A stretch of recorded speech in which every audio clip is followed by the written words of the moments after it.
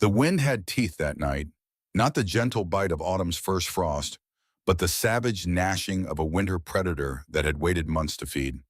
It screamed across the Montana plains like a wounded animal driving snow horizontal, turning the world into a white void where earth and sky became indistinguishable. 12-year-old Ethan Barrett stood at the living room window of the farmhouse, his breath fogging the cold glass, watching his mother's taillights disappear into the gathering storm. The red glow faded within seconds, swallowed by the blizzard that meteorologists were calling the worst in 40 years. The storm of the century, they said. Ethan pressed his palm against the window, feeling the cold seep through, and wondered if maybe they were right. "Mom will be okay," he whispered to himself, to the empty house, to the howling wind. "She's driven in snow before. But not like this. Never like this." The call had come 90 minutes ago. County General Hospital activating emergency protocol. All essential staff report immediately. Grace Barrett, trauma nurse, had hesitated for maybe 5 seconds before kissing Ethan's forehead and grabbing her coat. In those 5 seconds, he'd seen the war in her eyes. Duty versus motherhood. The people who would die without her versus the son who needed her here. "I'll be back before you know it, baby," she'd said, but her voice had cracked on the word baby. The generators fueled, the firewood stacked. You know where everything is.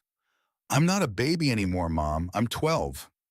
Ethan had tried to sound brave, tried to sound like the man of the house, but his voice betrayed him, pitching higher than he wanted. "I can handle one night." Grace had cupped his face in her hands, her nurse's hands, that had held together more broken people than Ethan could count. "Your father would be so proud of the young man you're becoming. You're just like him. Smart, brave, too stubborn for your own good." Her smile had been bold and proud at the same time. "Lock the doors. Don't answer for anyone. The sheriff says there might be people taking advantage of the blackout." "I'll be fine. I know you will be. You're a Barrett. We're survivors." And then she was gone and Ethan was alone. The farmhouse had never seemed so large. Built by Ethan's great-grandfather in 1947, it sprawled across 3,000 square feet of solid timber and stone designed to withstand Montana's worst. But it wasn't the size that made it feel enormous tonight. It was the absence. 3 years ago, there had been 3 Barretts living here. Then the black ice and the oak tree and the closed casket funeral. Now there were 2. Tonight there was 1. Ethan moved through the house following the routine his mother had drilled into him. Check the windows, all sealed. Check the doors, front door locked, back door locked, basement door locked. Fill the bathtub with water in case the pipes freeze. Done. Bring in extra firewood from the covered porch. He made 4 trips, stacking split oak and pine next to the river stone fireplace that dominated the living room's west wall. His father had built that fireplace the summer before he died. Ethan could still see him shirt off in the July heat, carefully placing each stone, explaining how the flue worked, how to build a fire that would burn all night. Michael Barrett had been an aerospace engineer for Lockheed Martin, a man who understood physics and thermodynamics and structural integrity. He'd designed components for satellites and fighter jets, but his favorite projects had always been at home. The solar panel array on the barn roof, the water collection system, the backup generator with its neat rows of marine batteries. Just in case, Buddy, his father, would say whenever Ethan asked why they needed all this equipment, "A smart man prepares for disasters he hopes will never come." Ethan stood in the basement now, looking at his father's workbench.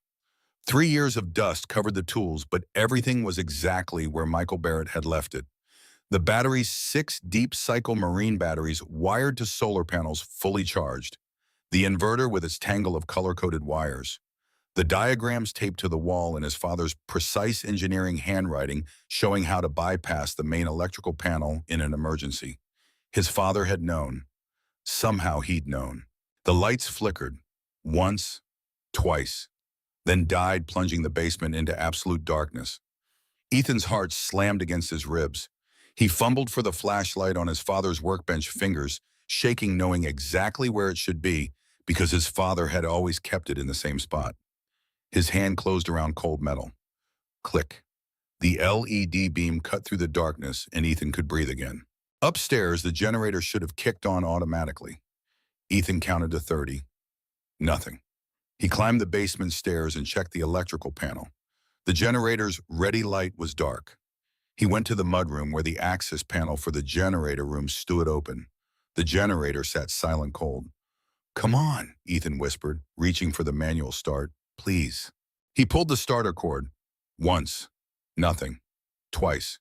The engine coughed but didn't catch. 3 times. 4.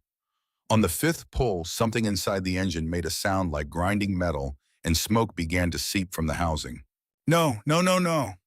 Ethan killed the power switch and stepped back, watching the smoke curl up toward the ceiling. The generator was dead. Probably the starter motor, maybe the fuel injector. His father would have known. His father would have fixed it. But his father was 3 years in the ground, and Ethan was 12 years old and alone in a dying house with a blizzard trying to claw its way through the walls.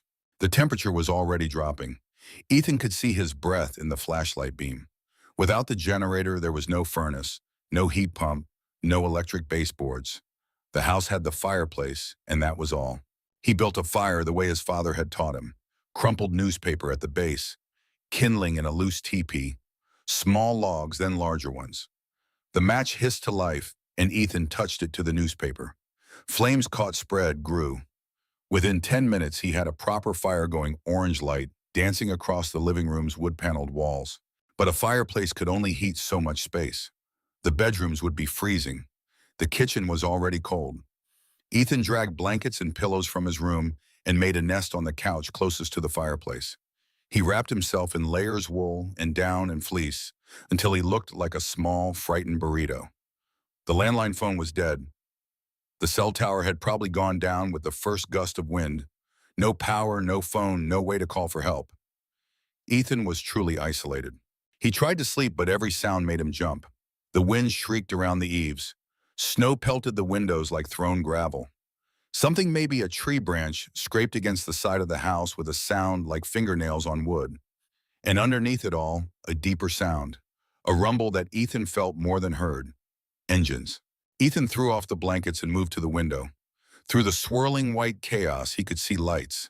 Multiple lights weaving and bobbing along Highway 287 that ran past the Barrett property. Not car headlights, lower to the ground. Motorcycles.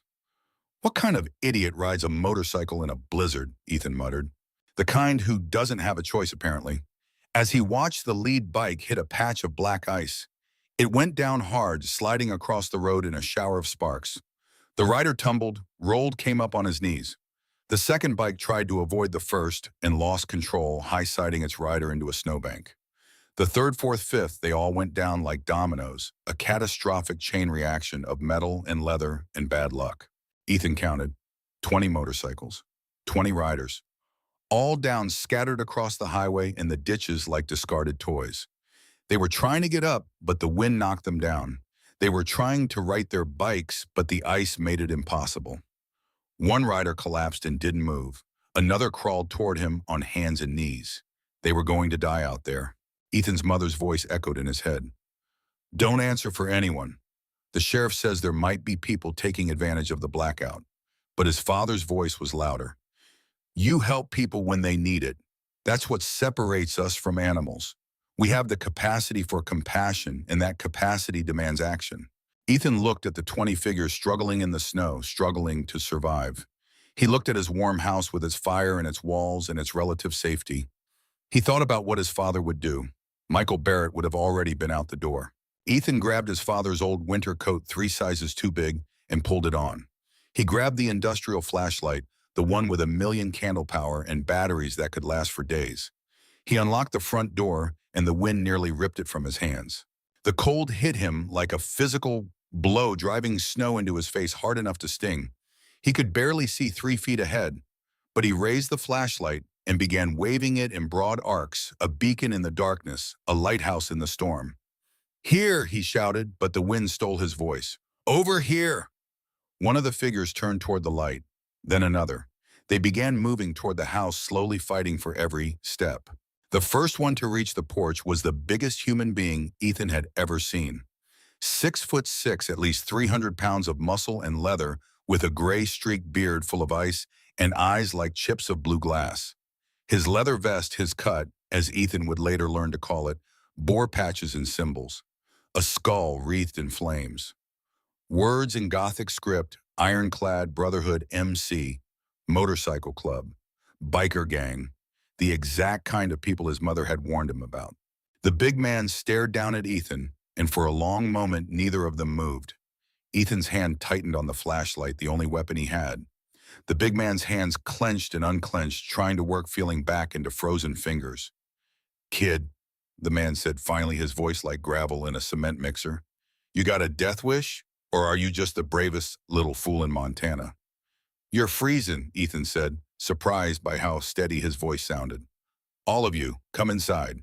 "You know who we are." Ethan looked past the big man at the others gathering on his lawn. 19 more bikers, all in leather and denim, all covered in snow and road rash, all looking like extras from a movie about the apocalypse. Tattoos covered every visible inch of skin. Garza mapped their faces. These were not nice people. These were not safe people. "I know you're going to die if you stay out here," Ethan said. "And I know my dad would have helped you. So I'm helping you." The big man studied him for what felt like an hour, but was probably only seconds.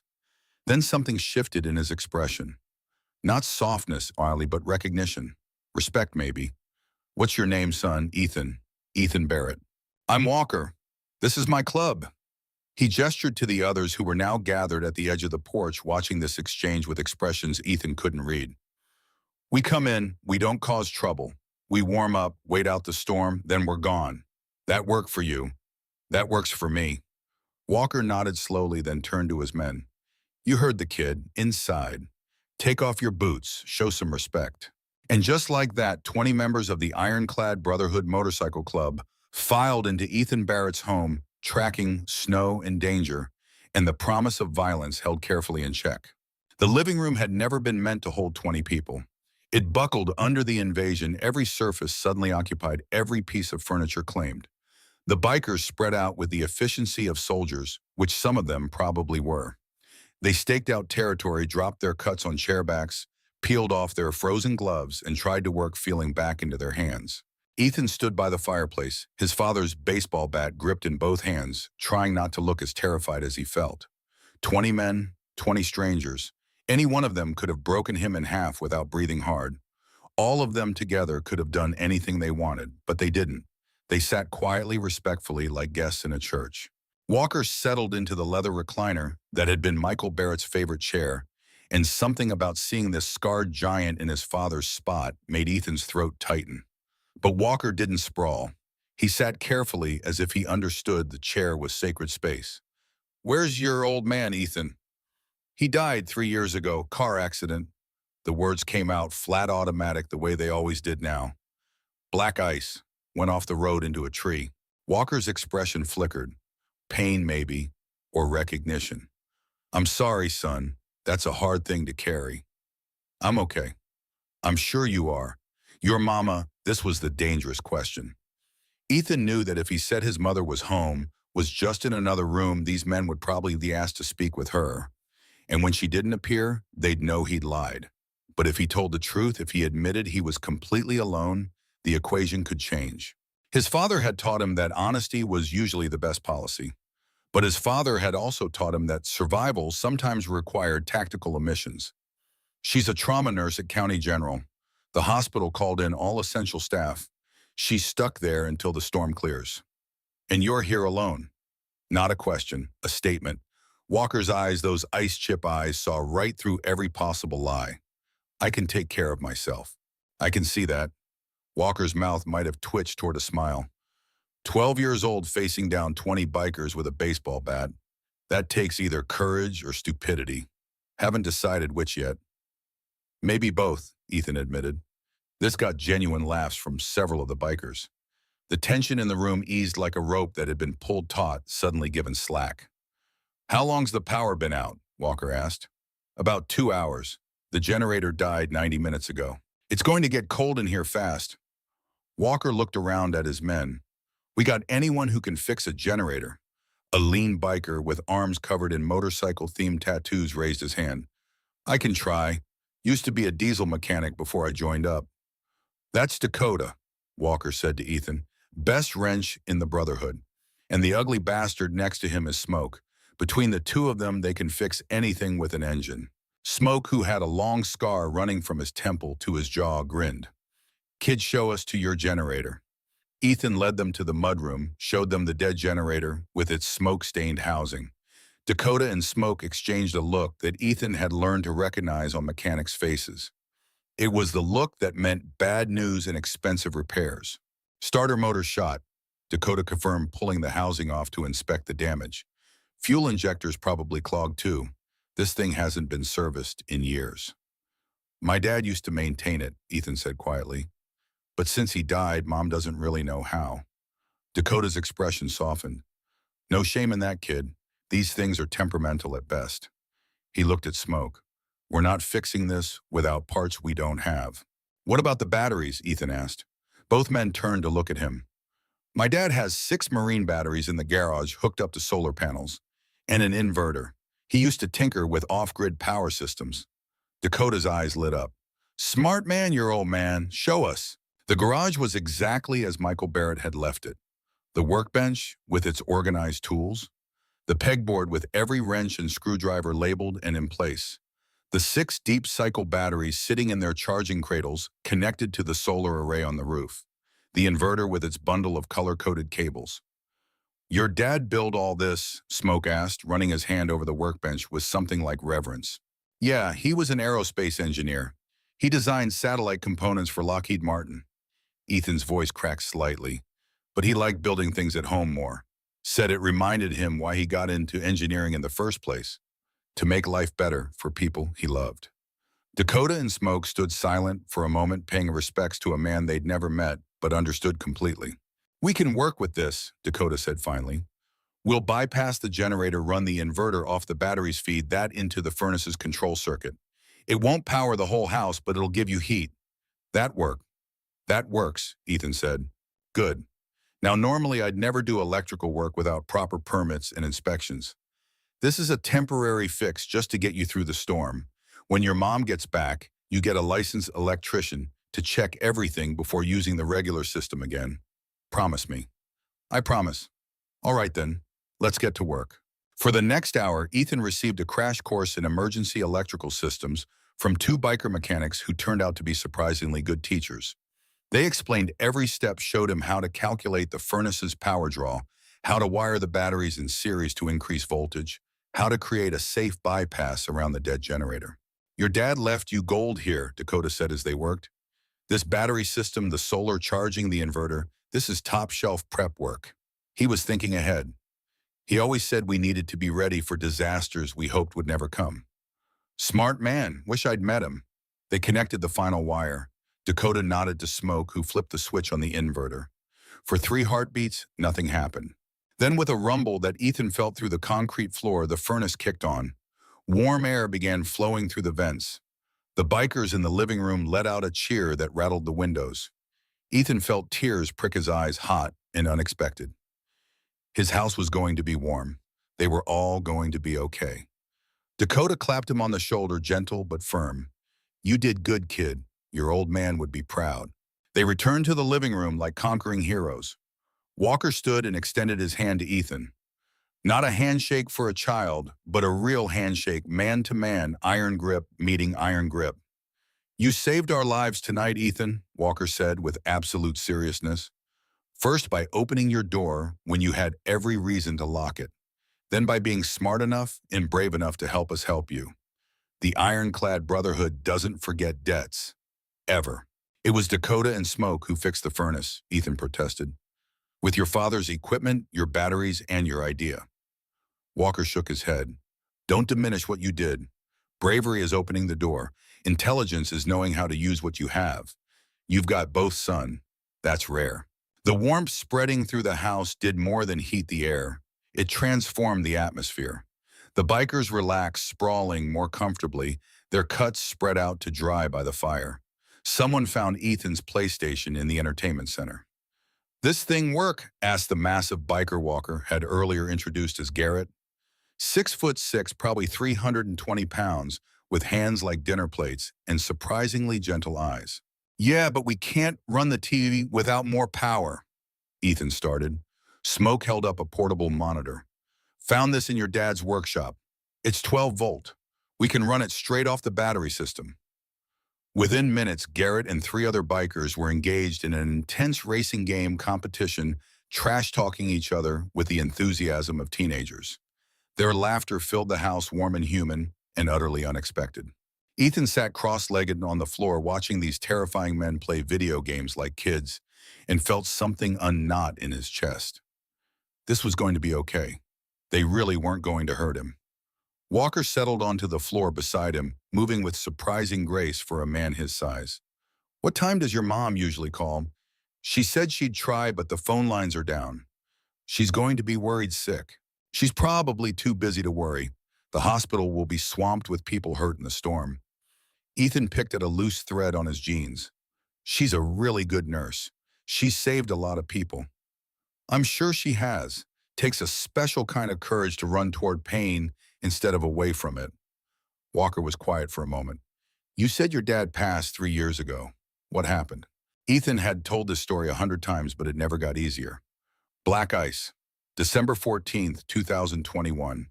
He was coming home from work, took the curve on Miller Road too fast, lost control, went off the road into an oak tree. They said he died instantly. Mom says he didn't suffer. That's something, at least. "Is it? I used to think so, but now I don't know. Maybe suffering means you get to say goodbye. Maybe instant is just cruel."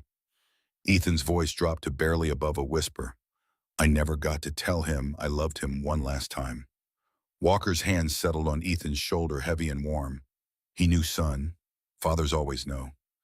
"Did you have kids?" The question hung in the air like smoke. Walker's hand tightened on Ethan's shoulder, then relaxed. When he spoke, his voice was rough with old pain. "A daughter, Lily. She'd be 13 now if she'd lived." Ethan turned to look at Walker, fully seeing the grief carved into the older man's face. "What happened?" "Leukemia. Diagnosed when she was 7, fought like a warrior for 3 years. I was in Afghanistan when she died. Air Force captain flying missions I can't talk about. She went into her final decline while I was on deployment. By the time they got me emergency leave and flew me home, she was already gone." Walker's voice cracked. "I never got to say goodbye either." The room had gone quiet. The video game paused. Every biker in the ironclad Brotherhood was listening to their president tell a story most of them had never heard. "Her mother, my wife Ellen, she couldn't forgive me for not being there. Said I chose the military over our daughter. Maybe she was right. The marriage ended 6 months after the funeral. I left the Air Force, drifted for a while, ended up in a bar in South Dakota picking a fight with the wrong guys." Walker smiled, but it was sad. "Turned out they were ironclad Brotherhood. Instead of beating my ass like I deserved, they offered me a patch. Gave me a family when I'd lost mine." "I'm sorry," Ethan said. "Me too, kid, every day." Walker looked at Ethan, really looked at him, and Ethan felt like he was being seen all the way down to his bones. "You remind me of her. Lily, same age, same courage, same stubborn refusal to give up. When you opened that door tonight, when you stood there with your baseball bat facing down 20 of the meanest-looking sons of bitches in Montana, all I could see was her. My little girl, brave as a lion, kind of summer rain." Ethan didn't know what to say, so he did what felt right. He leaned against Walker's side, and Walker's arm came around him, and they sat like that while the fire crackled and the storm raged outside. "Walker," Ethan asked after a while. "Yeah, kid. On the news before the power went out, they said there were people robbing houses during the blackout, using the storm as cover." Walker's arm tightened around Ethan's shoulders. "I heard that too. Do you think they're real or just something to scare people?" "They're real." Walker's voice had gone cold, the warmth leached out. "There are always predators who smell weakness and come running. Cowards who hide behind masks and weapons to terrorize families who can't fight back." "I was scared," Ethan admitted, "before you guys got here. I kept thinking about what I'd do if someone broke in. I had my dad's bat, but I'm just a kid. What could I really do?" "You're not just a kid, Ethan. You're a young man who made a choice tonight that most grown adults wouldn't have the stones to make. You saw people in trouble and helped them, even though you were scared, even though it was dangerous. That's not weakness. That's strength. I don't feel strong. Nobody ever does. Courage isn't the absence of fear, son. It's doing the right thing even when you're terrified. You did that tonight." Walker's voice dropped lower. "And you want to know something? You're not alone anymore. You've got 20 of the toughest, meanest, most loyal brothers in this state between you and any trouble. Nobody's getting through that door who shouldn't, I guarantee it. Garrett called out from where he was dominating at the racing game. Kids under Brotherhood protection. Now right, boss? Damn right he is, Walker said loudly enough for everyone to hear. As of tonight, Ethan Barrett is family. Anyone disagrees with that? 20 voices responded in unison. No, sir. Then it's settled. Walker looked down at Ethan. Welcome to the ironclad Brotherhood, little brother. You're one of us now. Ethan felt something break open in his chest, something that had been locked tight since the day his father died. Family. He had family again. But 15 miles away in a van parked on a side road, Vincent Maddox lowered his binoculars and smiled. Power's back on at the Barrett place, he said to the three men in the van with him. Kid must have fixed something. Smart little bastard. Marcus in the driver's seat shifted uncomfortably. Vince, maybe we pick a different house. Something about this doesn't feel right. It feels perfect, Vincent snapped.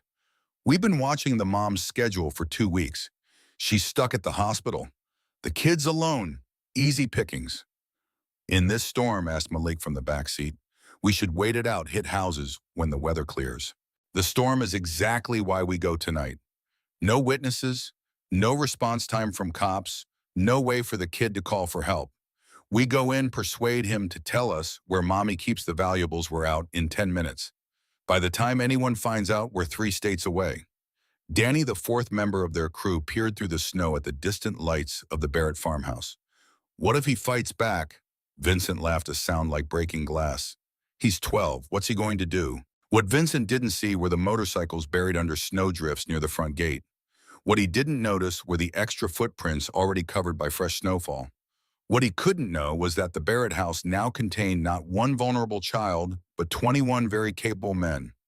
Vincent Maddox thought he was hunting prey. He had no idea he was walking into a trap. Inside the house, the clock struck midnight. Ethan had dozed off on the couch wrapped in blankets, his baseball bat still clutched in one hand. Most of the bikers had spread out across the living room and hallway, sleeping on the floor with their cuts folded as pillows. But Walker wasn't sleeping. Neither was Garrett, who sat by the window like a massive gargoyle night vision binoculars in his hands. Boss, Garrett said quietly, we got company. Walker's eyes opened immediately. Where? Van on the access road about half a mile out. Been sitting there for 30 minutes. 4 occupants. They've been watching the house with binoculars. Walker was on his feet in an instant, moving to the window. He took the night vision optics and scanned the tree line. Sure enough, there was a van partially hidden behind a snowdrift, its occupants barely visible through the storm. Casing the place, Walker said. Waiting for lights out. Want me to wake the boys? Not yet. Let's see what they do. Walker's jaw clenched. But if they move on this house, if they come for this kid, they're going to learn a very painful lesson about what happens when you threaten the ironclad Brotherhood. They didn't have to wait long. At 1:47 in the morning, the van's doors opened. 4 figures emerged bundled against the cold, carrying what looked like crowbars and flashlights. They were moving toward the house. Wake everyone, Walker ordered. Quiet. Don't wake Ethan yet. Garrett moved through the room like a ghost despite his size, touching shoulders, making hand signals. Within 60 seconds, all 20 bikers were awake and alert, years of military and street experience kicking in. Walker laid it out in a whisper. We've got 4 hostiles approaching. They think this is an easy target, a lone kid they can terrorize. They don't know we're here. We're going to let them get inside, let them show their intentions, then we're going to educate them on the error of their ways. Questions. Dakota grinned in the firelight. Do we have to be gentle? We're in a kid's house, Walker said sternly. We don't make a mess, we don't break his mother's furniture, and we don't traumatize him. But these guys want to hurt a child. His voice dropped to something cold and deadly. So no, Dakota, you don't have to be gentle. You just have to be smart. The bikers took positions throughout the house with military precision. Most faded into the shadows of the kitchen and hallway. A few stayed in the living room, lying down as if asleep. Walker settled into the darkest corner, invisible unless you knew where to look. The fire had burned down to embers, casting barely any light. To anyone entering it would look like a house full of sleeping people. They waited. At 2:13 in the morning, there was a sound at the back door. Metal on metal, Someone picking the lock. Walker's hands clenched into fists. He thought about Lily, about his little girl who'd never had the chance to grow up. He thought about every child who'd ever been hurt by men like these. He thought about what he'd do to anyone who tried to harm Ethan. The back door opened with barely a whisper. Footsteps entered the kitchen, trying to be quiet, failing. Four men spreading out flashlights, cutting through the darkness. Vincent Maddox stepped into the Barrett house crowbar, in hand smile on his face. He had no idea he just walked into the last mistake of his criminal career.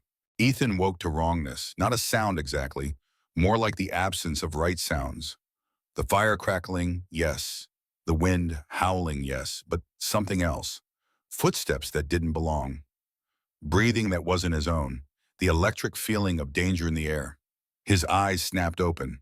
Four men in his kitchen, visible through the doorway. Flashlight beams cutting through his house like knives. Voices low and cruel. Check the bedrooms. Grab anything valuable. What about the kid? Find him.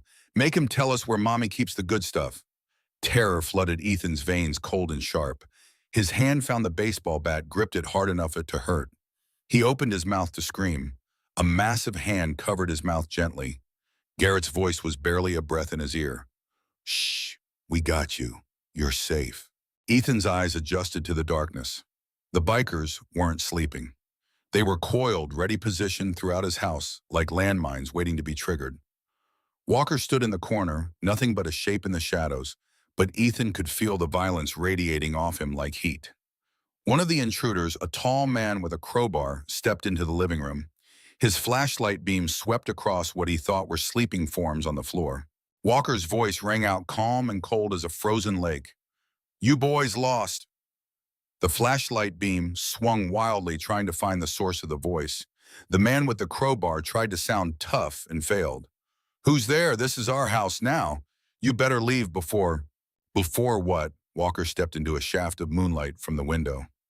Even in the dim illumination, he was terrifying. 6'4" of scarred muscle and absolute confidence. Before you terrorize a child, break into his home, steal from his family. There's 4 of us, the man said, but his voice shook. And you're just one. Walker's smile was predatory. Count again. Garrett hit the light switch. The sudden illumination revealed the full picture. 20 bikers surrounded the 4 home invaders. They'd emerged from the shadows like vengeful spirits, forming a wall of leather and muscle and barely restrained violence. Vincent Maddox's crowbar hit the floor with a clatter. Marcus dropped his flashlight. Danny actually made a sound like a wounded animal. Only Malik had the presence of mind to raise his hands and surrender. Now then, Walker said conversationally, walking slowly toward the frozen invaders. Let me explain your situation. You broke into the home of our brother, our family. He gestured to Ethan, who sat wide-eyed on the couch. You came here planning to hurt a child, a brave, kind child who opened his door to strangers in a storm and saved their lives. We didn't know, Marcus started. You didn't know he had protection, Walker finished, but you knew he was alone. You knew he was vulnerable. You came anyway. That's what makes you predators. That's what makes you less than men. Dakota cracked his knuckles. We teaching lessons tonight, boss. We are indeed. Walker turned to Ethan. Son, you might want to go upstairs for a few minutes. This is going to get educational. Are you going to kill them? Ethan's voice was small, scared but steady. No, Walker said firmly, because we're not like them. We don't prey on the weak. We protect the weak. But we are going to make absolutely certain they understand the consequences of their choices. Ethan nodded slowly. Don't break Mom's furniture. She'll be really upset. Despite the tension, several bikers chuckled. Walker's expression softened. We'll be careful with your mother's things, son. I promise. Garrett ushered Ethan up the stairs. As he climbed, Ethan heard Walker's voice change, no longer conversational, but hard as iron. Gentlemen, class is now in session. What followed wasn't a fight. A fight implied 2 sides battling. This was education. The bikers didn't use weapons. They didn't need to. Years of bar brawls and street justice had taught them exactly how to subdue someone efficiently without causing permanent damage, but with maximum psychological impact. Vincent tried to run. Dakota's fist caught him in the solar plexus. He went down hard, gasping for air like a landed fish. Marcus actually tried to fight back, swinging wildly at Smoke, who simply stepped aside and swept the man's legs. Marcus hit the floor face first, blood streaming from his nose. Danny curled into a ball and started crying. The bikers left him there, contempt clear on their faces. Malik, perhaps the smartest of the four, kept his hands up. We're sorry, we'll leave, we'll never come back. Oh, you're definitely leaving, Walker said. But first you're going to empty your pockets. Everything you stole tonight. Every piece of jewelry, every dollar, every prescription pill you took from frightened people during this storm. Put it all on the table. They did. Within minutes, a shocking amount of stolen property covered Ethan's kitchen table. Wedding rings, electronics, cash prescription bottles, watches, family heirlooms. Jesus, Smoke muttered. How many houses did you hit? 7, Malik admitted. 7 houses in 2 days. Walker's expression went dark. 7 families. 7 homes where people were scared and vulnerable, and you made it worse. You took what little security they had and left them with nothing but fear. We needed the money, Vincent wheezed from the floor. Everyone needs money, Dakota said coldly. Most people don't terrorize children to get it. Walker pulled out his phone. No signal, but he took photos anyway, documenting everything. When the storm breaks, this all goes back to the rightful owners. Dakota, you and Smoke start making a list. Description of each item, try to remember which house it came from based on what these fine gentlemen tell us. And if they don't remember, Dakota asked. Walker looked at Vincent with eyes like ice chips. Then we refresh their memory. I find pain helps with recollection. Vincent's eyes went wide. I'll remember everything, I swear. Upstairs, Ethan sat on his bed with Garrett listening to the sounds from below. Not violence, but the aftermath. The scrape of furniture, the low murmur of voices, the occasional yelp when someone moved wrong and discovered new bruises. Are they really okay down there? Ethan asked. They're fine, Garrett rumbled. Scared, hurting, but alive and intact. Walker runs a tight ship. We don't kill, we don't maim, we don't do permanent damage. But we do make sure people understand. He looked at Ethan seriously. Those men came here to hurt you. They might have done worse. They're getting off easy. I know, I've never seen violence before. Not real violence. This isn't violence, kid. This is justice. There's a difference. Garrett's massive hand settled on Ethan's shoulder. Violence is what they were planning to do to you. Justice is making sure they can't do it to anyone else. They sat in silence for a while. Then Ethan asked the question that had been burning in his mind. Garrett, why did Walker call me his brother? I just met you guys. Garrett smiled, the expression transforming his scarred face. Walker's daughter died when she was 10. Leukemia. He was deployed when it happened, never got to say goodbye. It broke something in him. Something that's never healed. He paused. When he looks at you, I think he sees what she could have been. The brave kid who doesn't give up, who helps people even when it's scary. You remind him of the good things in the world. The things worth protecting. He told me about her, about Lily. He did, Garrett looked surprised. He never talks about her, not even to us, and we're his brothers. He said I reminded him of her. Then you must be a pretty special kid. Walker doesn't give his trust easy, but when he does, it's forever. Garrett stood, his head nearly brushing the ceiling. Come on, let's go see if they're done educating those idiots. Downstairs, the 4 intruders sat against the wall, duct-taped at wrists and ankles, sporting various bruises and a healthy dose of terror. The stolen goods were cataloged and photographed. The bikers stood around like guards at a prison, making sure nobody tried anything stupid. Walker saw Ethan and waved him over. You okay, son? I'm okay. Are they? They'll live, unfortunately. Walker's expression softened. Ethan, I need you to understand something. What we did here tonight, it wasn't about revenge. It was about protection. These men were going to hurt you, and we stopped them. That's what family does. I know. Do you? Because you look a little shaken. Ethan thought about it. Was he shaken? Yes, scared a little. But underneath that was something else. Something warm and solid. I'm not shaken because I'm scared of you, Ethan said slowly. I'm shaken because I've never had anyone protect me like this. Not since Dad died. And it's overwhelming. Walker's eyes glistened. He pulled Ethan into a hug, and Ethan buried his face in the biker's leather cut and let himself be held. You've got us now, kid, Walker said quietly. For as long as you need us. Hell, for as long as you'll put up with us. The radio on Vincent's belt crackled to life. Vince, you guys in position. Vince, answer me. Walker plucked the radio from Vincent's belt. Vince is indisposed at the moment. Who's this? Silence. Then a voice careful and cold. Who the hell are you? I'm the guy who just caught 4 of your associates breaking into a child's home. The guy who's about to call the sheriff and have them arrested. The guy who's going to make sure you join them if you're stupid enough to show your face. More silence. Then, you have no idea who you're messing with. Enlighten me. My name is Marcus Maddox. Vincent is my brother. You heard him. You deal with me. Walker exchanged glances with his bikers. This just got more complicated.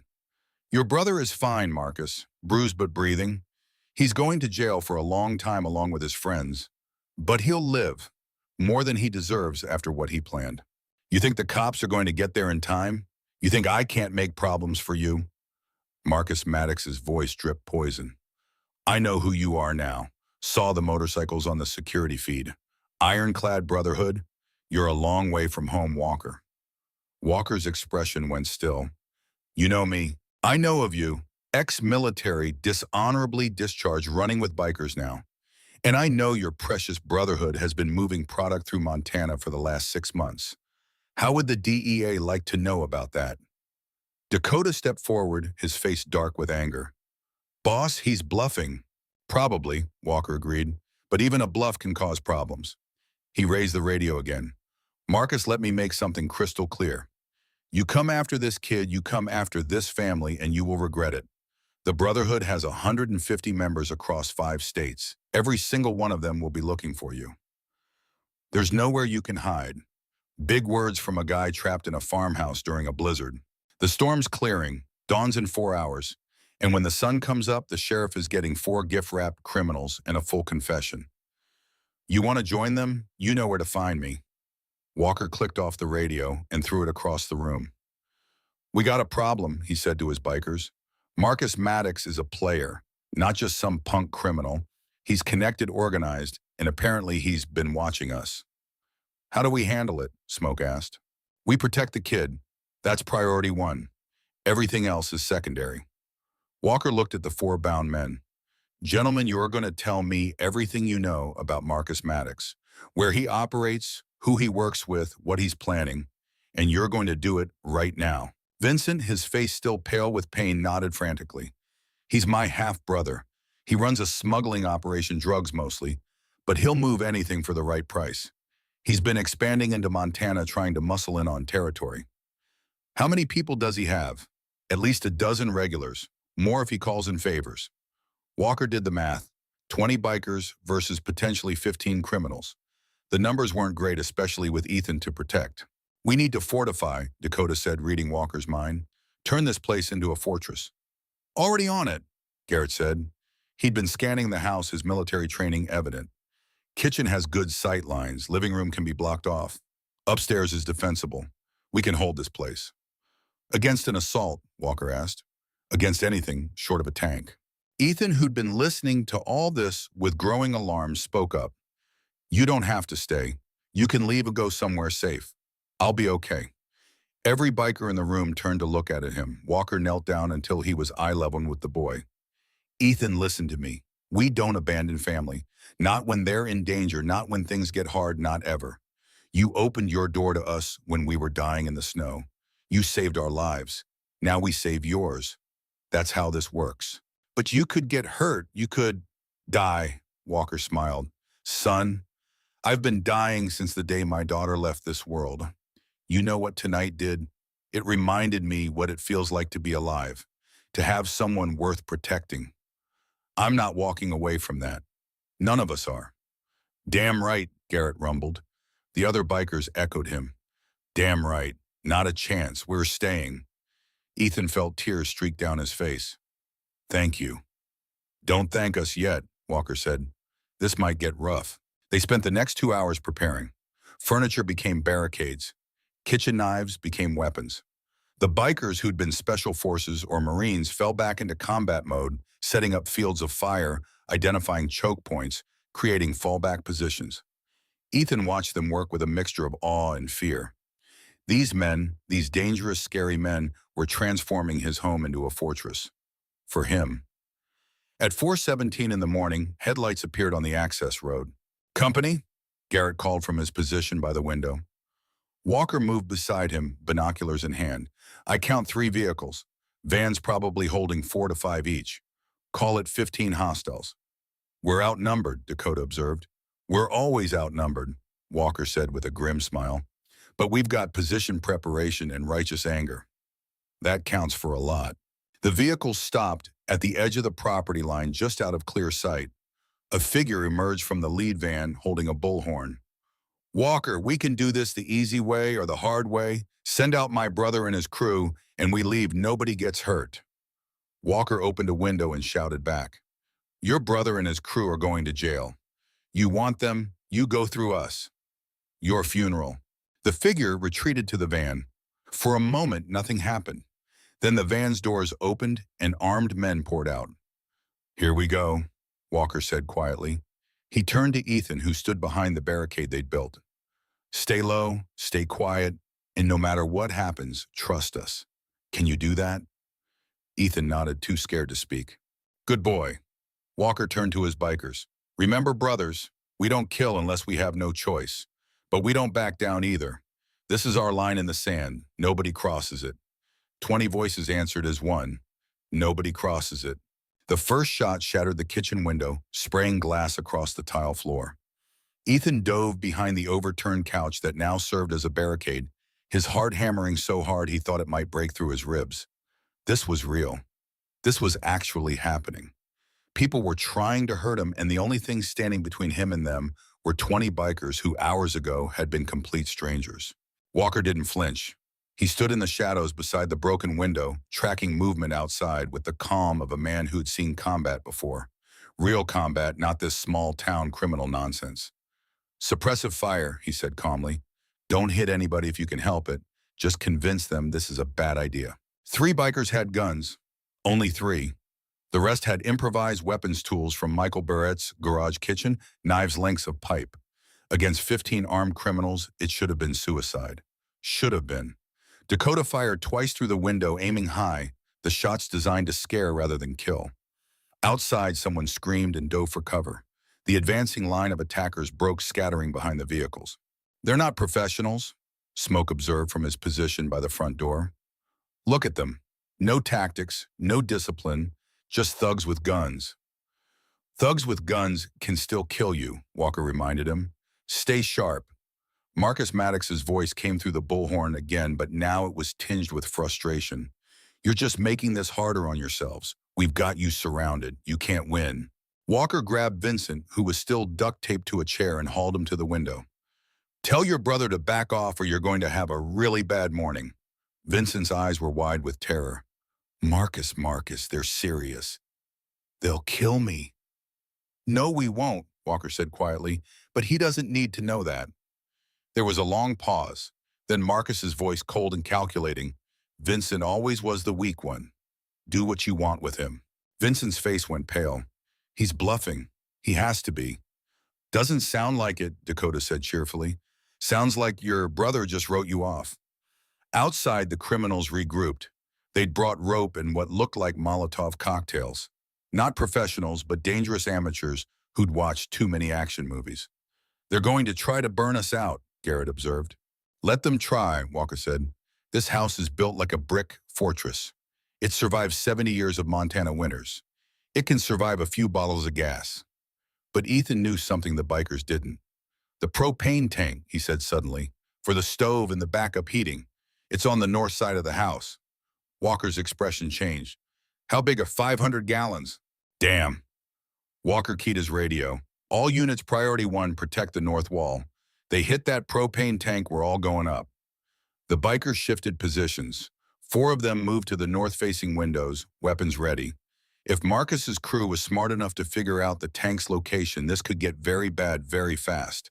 They weren't smart enough. Instead, they tried the direct approach. 6 men rushed the front door, thinking they could overwhelm the defenders with speed and numbers. What they actually did was funnel themselves into a kill zone that former Marine Sergeant Garrett Hayes had designed specifically for this purpose. The door exploded inward under the impact of a battering ram. The 6 attackers poured through screaming war cries, waving guns and bats. They made it exactly 3 steps before they realized their mistake. The living room floor was covered in cooking oil from Ethan's kitchen. The first man hit it and went down like he'd been shot, sliding into the overturned furniture barricade with a bone-jarring impact. The second and third tripped over the first. The fourth managed to keep his feet, but then caught Garrett's fist in his face and went down like a falling tree. The fifth and sixth tried to retreat, but found the doorway blocked by their fallen comrades. Dakota and Smoke grabbed them, hauled them inside, and had them duct-taped in under 15 seconds. "Amateur hour," Smoke muttered, shaking his head. Outside, Marcus Maddox was learning a hard lesson. Numbers don't mean much when you're tactically incompetent. His men were scared, scattered, and rapidly losing faith in their boss's plan. Walker saw the doubt spreading through their ranks. He grabbed the bullhorn. "Marcus, you're done. Half your crew is already captured. The rest are about to join them. Walk away now and we don't hunt you down later." "I'm not going anywhere," Marcus shouted back, but his voice cracked with desperation. "You think you can threaten me? I run this territory. I've got connections, resources. And we've got righteousness," Walker replied. "Guess which one wins?" The standoff stretched. Minutes ticked by. The sky was beginning to lighten in the east dawn approaching. The storm had finally passed, leaving behind a world of pristine white snow and crystalline air, and the sound of sirens. Sheriff Tom Rodriguez and 6 deputies came up the access road in a convoy of 4-wheel drive trucks, their lights painting the snow red and blue. Behind them, incredibly, was a caravan of civilian vehicles. Trucks with snowplows, SUVs full of neighbors. The whole damn town, it looked like. Grace Barrett's car was in the lead. "Ethan," she screamed, throwing open the door before the car had fully stopped. "Ethan. Mom." Ethan bolted from behind the barricade, racing for the door. Garrett tried to grab him, but the kid was fast and motivated. He hit the front porch at full speed just as Grace reached the steps. The reunion was a collision of arms and tears and incoherent words. Grace held her son like she'd never let go, checking him for injuries, kissing his head, laughing and crying at the same time. "I'm okay, Mom," Ethan kept saying. "I'm okay. The Brotherhood protected me." Sheriff Rodriguez assessed the scene with the weary eyes of a man who'd seen too much in too few years. 6 criminals duct-taped and groaning in the living room. 4 more in custody outside. Marcus Maddox and his remaining crew trying to decide if they should fight or flee. The decision was made for them when 20 more motorcycles roared up the access road. These weren't from the original group. These were reinforcements called in by Walker during the night. Members of the ironclad Brotherhood from chapters in Wyoming, Idaho, North Dakota. Brothers who'd ridden through the tail end of the blizzard because one of their own had called for help. Now Marcus Maddox faced not 20 bikers, but 40, plus the sheriff and 6 armed deputies, plus half the town of Whitefish, Montana, who'd heard about the siege and come to help. He was surrounded, outgunned, and out of options. "Marcus Maddox," Rodriguez's voice boomed through the bullhorn. "This is Sheriff Tom Rodriguez.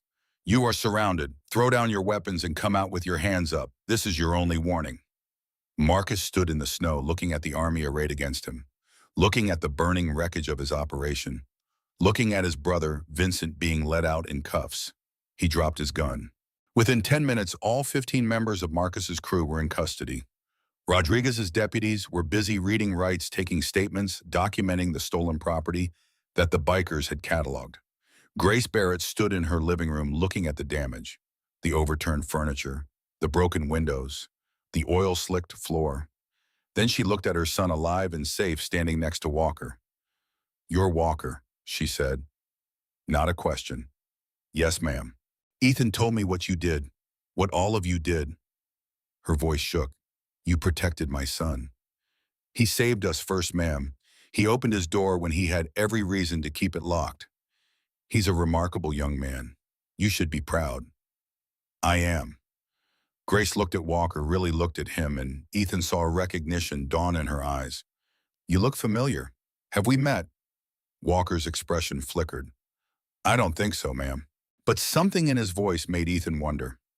Made him look between his mother and Walker and see what similarities in their eyes, the way they both stood, shoulders back, ready for anything. Grace stepped closer. What's your full name? Walker, just Walker. Your real name. The room had gone quiet. Every biker, every deputy, every neighbor who'd crowded into the house, they all watched this exchange. Walker looked at Grace for a long moment. Then he sighed. Captain Dean Walker, United States Air Force, retired, dishonorably discharged. Grace's hand flew to her mouth. Dean Walker. You know him, Mom? Ethan asked, confused. Grace's eyes filled with tears.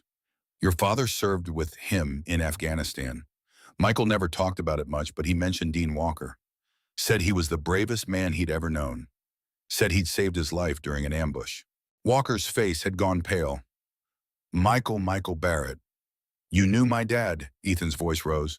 You knew him, and you didn't say anything.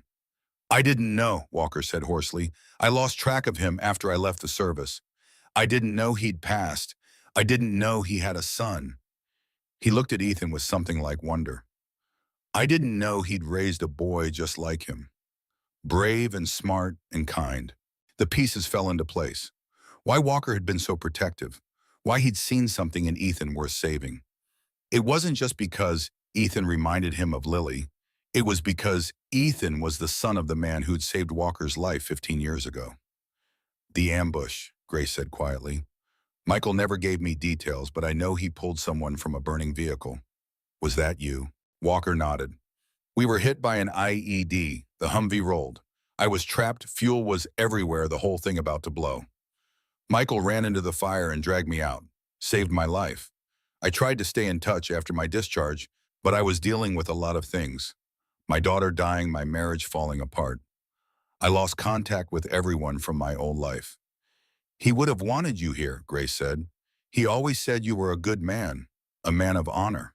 I haven't been that man in a long time, ma'am. You were that man last night, Ethan said firmly. You protected me. You kept me safe. That's exactly what Dad would have done. Walker's eyes were wet. Your father was my brother Ethan. We went through hell together. And I failed him. I wasn't there when he needed me. I didn't even know he'd died. But you're here now, Ethan said. You were here when I needed you. Dad would have called that even. Walker pulled Ethan into a hug, and this time when he held the boy, there was a weight of history to it. A debt paid forward. A promise kept across time and death. Grace joined the embrace, and for a moment they stood like that. A family united by loss and chance, and the stubborn refusal of good people to abandon each other. Sheriff Rodriguez cleared his throat. Walker, I'm going to need statements from everyone. This is going to take hours. We'll give you whatever you need, Walker said. And for the record, Rodriguez added, Vincent Maddox and his crew are looking at home invasion, assault theft, and about a dozen other charges. They're going away for a long time. Marcus, too, plus weapons charges and leading a criminal enterprise. He smiled. You boys did good work here. Civilian arrest properly executed, minimal force used. I'm actually impressed. We protect our own, Walker said simply. The cleanup took the rest of the day. The neighbors helped board up the broken windows. The bikers repaired the door, cleaned up the oil, put the furniture back. By sunset, the Barrett house looked almost normal again. Almost. Grace made a decision that surprised everyone. You're all staying for dinner. Ma'am, we couldn't, Walker started. You saved my son. You're staying for dinner. All of you, I'll order enough pizza to feed an army. They stayed. 40 bikers crammed into the Barrett house eating pizza and telling stories. Ethan sat in the middle of it all, watching these rough, dangerous men laugh and joke and act like the family they claimed to be. At one point, Grace pulled Walker aside. What are your plans after tonight? Head home, South Dakota, back to the clubhouse. And then what? Walker shrugged. Same as always. Ride work, try to stay out of trouble. What if you stayed here? Walker looked at her sharply. Ma'am, Whitefish could use a good mechanic. The garage on Main Street is hiring. Owner's a friend of mine. Grace's expression was serious. And Ethan could use someone, a mentor, someone who knew his father. I'm not a role model, Mrs. Barrett. Grace, and yes, you are. You just proved it. She gestured to the bikers filling her house. These men follow you. They trust you. Ethan trusts you. That's not nothing. Walker was quiet for a long moment. Then, can I think about it? Take all the time you need. But Ethan, who'd been eavesdropping, wasn't willing to wait. He walked over and looked up at Walker with serious eyes. If you leave, are you coming back? I would, yeah, kid. I'd come back to visit. Promise, Walker knelt down. I promise, Ethan. You're family now. That's forever. Then stay, please. I don't want to wait for visits. I want you here. The room had gone quiet again. 40 bikers watched their president, waiting to see what he'd say. Walker looked at this boy, this brave, impossible boy, who reminded him of his daughter and his best friend and every good thing he'd thought he'd lost. He looked at Grace, who was offering him a second chance at a normal life. He looked at his brothers, who'd follow him anywhere but who might also understand if he chose a different path. I'll stay, he said quietly, if you'll have me. Ethan threw his arms around Walker's neck, and the room erupted in cheers. 2 months later, spring came to Montana. The snow melted, revealing a world washed clean. Flowers bloomed in the meadow behind the Barrett house. The creek that ran through the property swelled with runoff, singing its ancient song. Walker had kept his promise. He'd taken the job at the garage, moving into a small apartment above the shop. He came to dinner at the Barrett's house 3 times a week, teaching Ethan about cars and motorcycles and all the things a father should teach a son. The ironclad Brotherhood visited regularly, 20 men on motorcycles roaring up the access road to check on their little brother. They'd installed a state-of-the-art security system, top of the line, with cameras and motion sensors in a direct line to the sheriff's office. Nobody was sneaking up on the Barrett house again. Ethan's 13th birthday party was a biker rally. 40 members of the Brotherhood showed up along with half the town, and they celebrated in the meadow with barbecue and music and laughter that carried across the valley. Grace watched from the porch, marveling at how much had changed in just 2 months. Her son, who'd been so lost after his father's death, had found his smile again, had found a new family, had found Walker, who looked at the boy with such pride and affection that it made Grace's heart ache. She didn't mean to fall in love with Dean Walker. It happened slowly, like spring melting winter. Small moments of connection. His hand on her back as they cooked dinner. His laugh at one of her jokes. The way he listened, really listened, when she talked about her work at the hospital. One evening in May, as they sat on the porch watching Ethan play with the other kids in the yard, Walker took her hand. Grace, he started, then stopped. Tried again. I know I'm not the easiest man. I've got baggage scars, a past that would scare most people away. But you don't scare easily. You proved that by marrying an aerospace engineer and raising a son who invites bikers in from blizzards. He turned to face her. I'm falling for you. Have been since the day I met you. And I know it's complicated, and I know it might be too soon, but I need you to know. Grace smiled. It's not too soon, and I'm falling too. They kissed as the sun set, and Ethan, watching from the yard, grinned and high-fived Garrett. A year after the blizzard, Dean Walker asked Grace Barrett to marry him. He did it right. Asked Ethan first if he'd be okay with it, if he'd accept Walker as a stepfather. Ethan's response was to throw his arms around Walker and say, "Took you long enough." The wedding was in the meadow with 100 bikers and half of Whitefish in attendance. Sheriff Rodriguez officiated, grinning as he pronounced them husband and wife.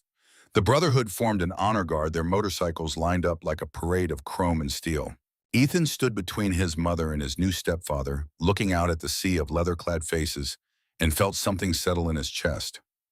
This was family, not the family he'd been born into, though his father's memory was woven through every moment, but the family he'd chosen, the family that had chosen him back. Walker's speech at the reception made grown men cry. 13 months ago, I was lost. I'd lost my daughter, my marriage, my military career, everything that defined me. I was riding through a blizzard, literally and metaphorically, with no idea where I was going or why. He looked at Ethan. And then this kid, this impossibly brave kid, opened his door and invited death itself in from the cold. Except we weren't death. We were just broken men looking for redemption. He turned to Grace.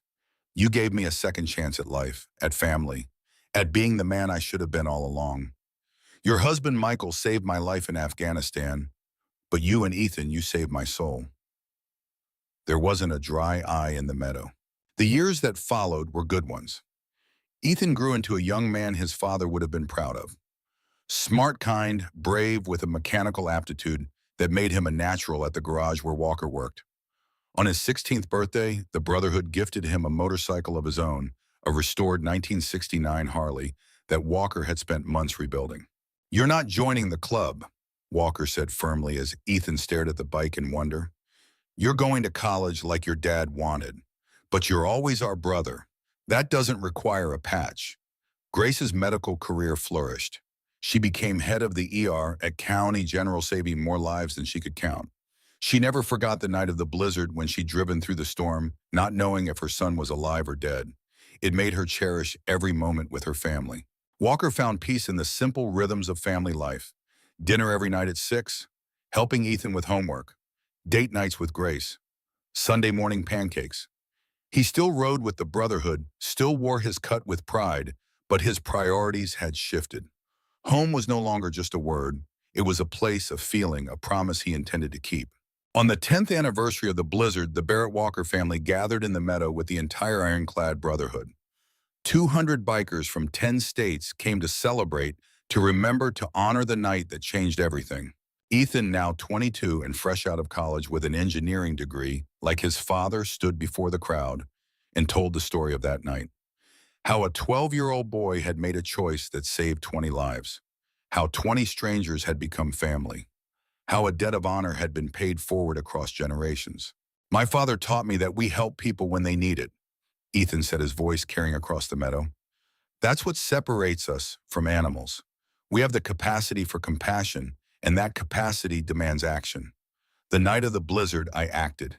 I opened the door, and everything changed." He looked at Walker, who stood with Grace, both of them gray-haired now, but still strong, still together. "Walker, you've been more than a stepfather to me. You've been a mentor, a friend, a second father. You taught me what it means to be a man of honor, to protect the weak, to stand up for what's right, to choose family always."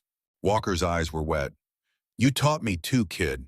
You taught me that it's never too late to be redeemed. That family isn't just blood, and that sometimes the bravest thing you can do is open your door to a storm."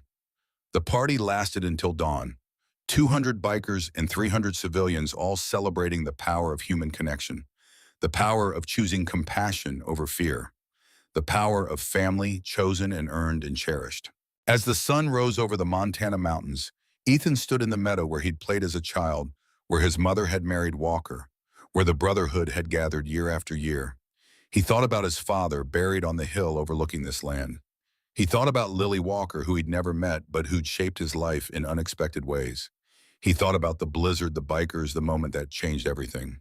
And he thought about the lesson he'd carry forward, that we are defined not by the families we're born into, but by the families we build, by the doors we choose to open, by the people we choose to protect. The Ironclad Brotherhood's motto was emblazoned on every cut: loyal to the end. But Ethan knew the real motto, the one that mattered most: family first, always. He looked at the sign at the edge of the property, installed years ago, visible from the road. "Protected by the Ironclad Brotherhood. MC trespassers will be educated." And below it added more recently, "Home of the Barrett Walker family, where strangers become brothers and love is always worth the risk." Ethan smiled. His father would have approved. The wind picked up, carrying the scent of pine and possibility across the meadow. Somewhere a motorcycle engine roared to life. Somewhere a family gathered around a table. Somewhere a door opened to let in the cold, and with it, redemption. The blizzard had passed years ago, but its legacy remained written in the hearts of everyone who'd been there that night, written in the family that had been forged from snow and fear, and the stubborn refusal of good people to abandon each other. Walker walked over and put his arm around Ethan's shoulders. "You okay, son?" "Yeah, Dad, I'm perfect." And he was.